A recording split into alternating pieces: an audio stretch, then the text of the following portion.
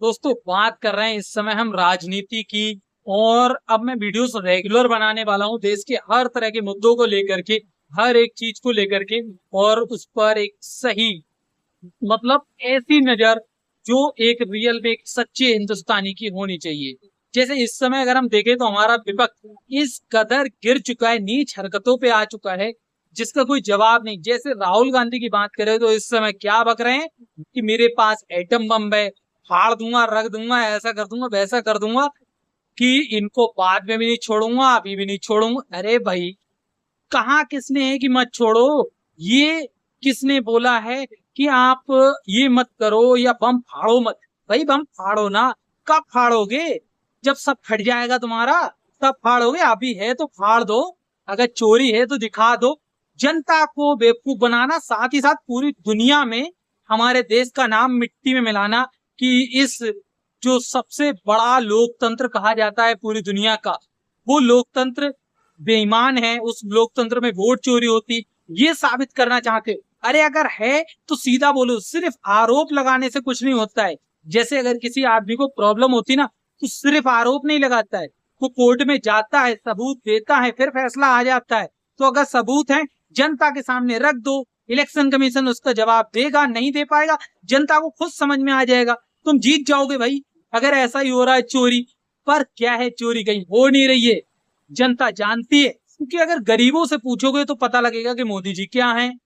कि अगर किसी आप ऐसे पर्सन से पूछोगे जो कांग्रेस का बिल्कुल चहेता है तो बोलेगा कि मोदी जी ये हैं। अरे भाई राहुल जी, आप भी बताइए ना, क्या हो क्या नहीं, अपना पॉइंट ऑफ व्यू रखो। जैसे अभी संसद में बहस हुई, वहां पे कश्मीर का मुद्दा, जो पीओके की बात होती है, अरे भाई तो सबसे पहला मेरा पीओके पे यही सवाल है कि भाई कांग्रेस ने पीओके दिया ही क्यों? ये असली मुद्दा है पहले तो। अब अगर दे दिया है तो उसको लेने का काम बीजेपी कर रही है। जो उसको बोल रहे हैं ना उसके पास गूदा नहीं है, अरे भाई तुम्हारे पास एक पैसे का गूदा नहीं है, बीजेपी के पास बहुत गूदा है। और बीजेपी ने इसीलिए 370 हटा दिया। तुम्हें तो 370 हटने के बाद भी मिर्चें लगी थी, तो मिर्चें तो हर चीज में लगनी है। विपक्ष का काम होता है एक सही नजर से सही चीज जनता के सामने रखना, जनता के सही सवालों को स्पेस करना।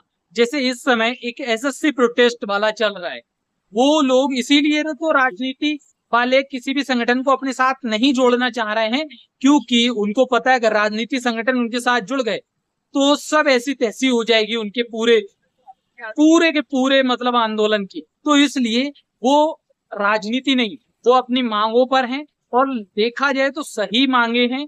और जो होनी चाहिए कि एसएससी को एक वापस रिफॉर्म करना चाहिए।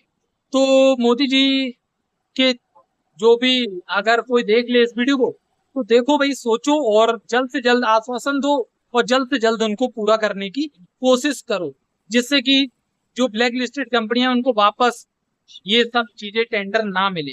तो विपक्ष ये अपनी नीच हरकतों से भूल, मतलब क्या ही बताया जाए क्या हो गया है।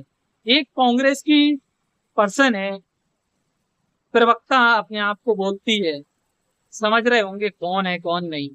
पता नहीं कहां से बकवासें फैलती है डेली की डेली, बेफिजूल की बातें, जिनका कोई सिर पैर नहीं है, मुद्दे की बात नहीं।